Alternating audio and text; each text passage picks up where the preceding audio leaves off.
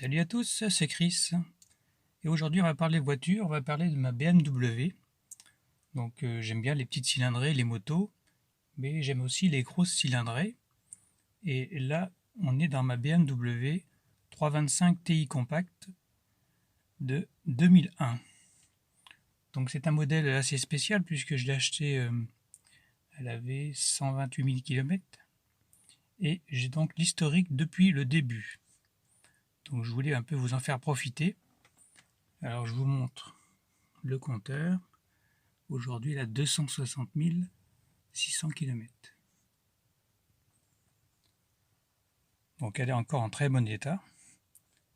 Donc là, on a un volant multifonction, un tableau de bord avec une finition aluminium brossé.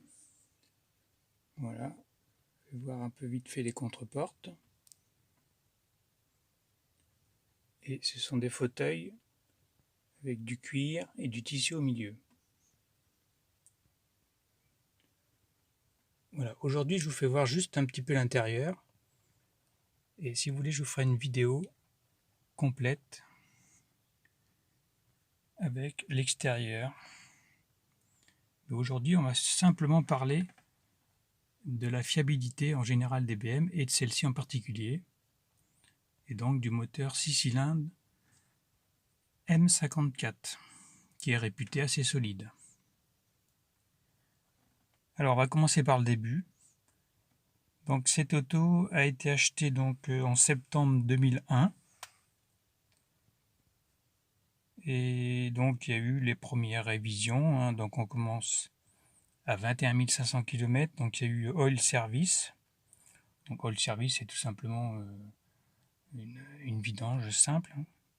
Ensuite, à 42 700 km, on a eu All Service Plus. Donc là, on rajoute des filtres en plus, des petites choses comme ça.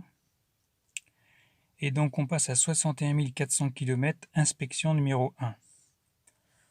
Alors, dans l'inspection numéro 1, on a quoi? On a Oil Service et on rajoute l'huile de pont. Donc, on change l'huile de pont, l'huile de boîte, les bougies et pas mal de contrôles sur l'ensemble du véhicule. Voilà, donc là, jusqu'à présent, c'est des frais communs, hein, normaux.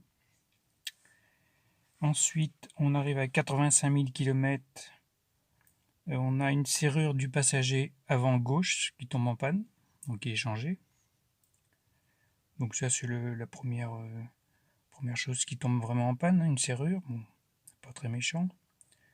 À 90 000 km, on a donc un deuxième propriétaire qui fait un contrôle, un bilan, bon, rien de spécial. À 110 000 km, donc on repasse sur All Service.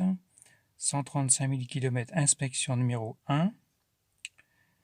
136 000 km, remplacement, étage ventilateur. Bon, ça c'est encore une pièce qui tombe en panne, mais bon, c'est pas très très cher, on va dire. Et donc à 137 000 km, c'est là que j'interviens pour acheter la voiture et être le troisième propriétaire. Donc ça c'était en février 2011. Et donc pour ma part, donc au niveau des frais, donc j'ai acheté cette auto 7 000 € et j'ai rajouté 1 000 € pour changer les 4 disques et les plaquettes. Donc ensuite on a quoi? Un moteur de porte qui tombe en panne à 140 000 km. Les pneus, les disques, les plaquettes s'est changé dans la foulée.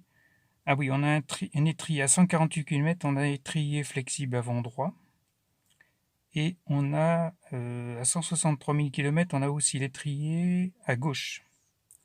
Donc voilà, c'est deux pièces qui commencent à être usées. Ensuite, on est à 166 000 km. On a le moteur de lève-glace avant gauche qui tombe en panne.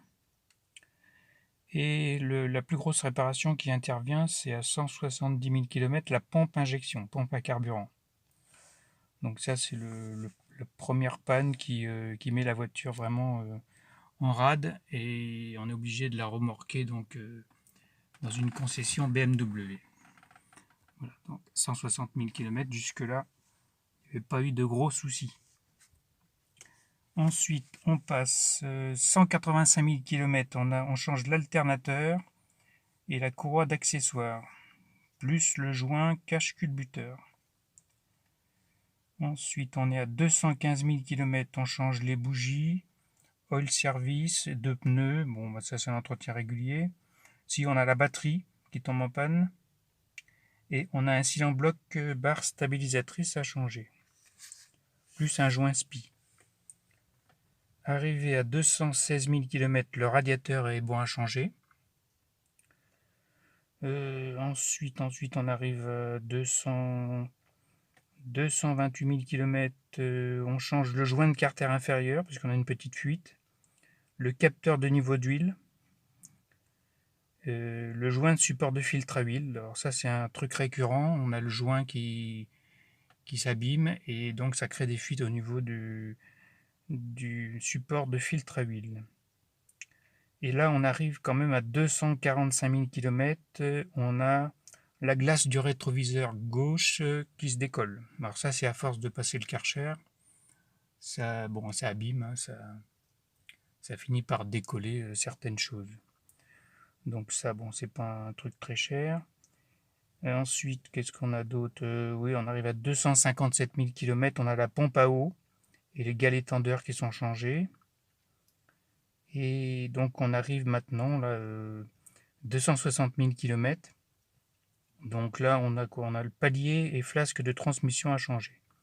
Donc là il y en a pour 150-200 euros. Donc voilà, on est rendu à 260 000 km. Hein. Donc vous avez eu tout l'historique de l'auto. Donc ce qu'on peut remarquer, c'est que jusqu'à temps que je l'achète, c'est-à-dire de 0 à 137 000 km, on n'a pas eu des frais particuliers. Hein. À part un moteur de lève-glace. Et à partir de 137 000 km, donc on enchaîne les petits soucis, sans pour autant que ce soit très important. Donc entre l'achat à 137 000 et aujourd'hui 260 000 km, il y a eu, alors attendez, il y a eu au total 11 600 euros de frais sur un total de 123 000 km. Voilà, donc ça c'est ce qu'on peut dire sur ce modèle qui est relativement fiable. Hein. Les pièces sont de bonne qualité, les pneus ne s'usent pas très vite. On peut dire qu'ils sont endurants. Qu'est-ce qu'on peut dire? Certains plastiques perdent un peu de couleur, comme par exemple la poignée de porte. Voilà, on voit le plastique qui a blanchi. Mais sinon, au niveau du tableau de bord, c'est un revêtement un peu moussé. Et franchement, ça n'a pas bougé. Aucun bruit d'oiseau. Hein. Voilà. Après, bon, c'est de l'usure. Le volant en cuir est bien sûr un peu usé. Hein. Il devient lisse, mais bon, il y a quand même 260 000 km de parcouru. Qu'est-ce qu'on a d'autre? Donc la glace, comme je vous disais, la glace gauche a été changée. Et c'est la coque aussi qui a été changée, puisqu'à force de passer le Karcher, elle a sauté, elle est tombée, et donc on l'a remplacée par une neuve. Et donc il me reste à la peindre avec la couleur d'origine. Voilà, donc ça c'est ce qu'on peut dire sur ce modèle, que je vous conseille vraiment, puisque c'est un dernier 6 cylindres qui a été mis en plus dans une compacte. Donc là on a une auto qui fait donc 2,5 litres de cylindrée, 192 chevaux. On a une vitesse de pointe sur circuit de 235 km/h et un 0 à 100 en 7 secondes 1. Voilà, donc ça reste quand même assez correct pour un modèle qu'on peut trouver dans des prix aussi corrects. Et voilà ce qu'il faut dire au niveau de l'entretien. Donc ça fait une moyenne, en achetant un véhicule d'occasion comme j'ai fait, j'ai dû mettre environ 700 euros par an en moyenne pour l'entretien de ce véhicule. Voilà, donc si vous voulez vous faire plaisir, un petit 6 cylindres dans une compacte qui reste un petit peu lourde, effectivement, puisqu'elle fait 1,4 tonnes.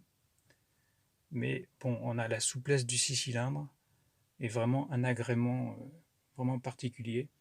Avec une consommation qui reste raisonnable, on est à 8 litres 7, 9 litres maximum en roulant normalement.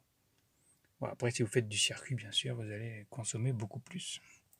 Mais moi, elle n'a jamais fait de circuit. Elle est dans son jus.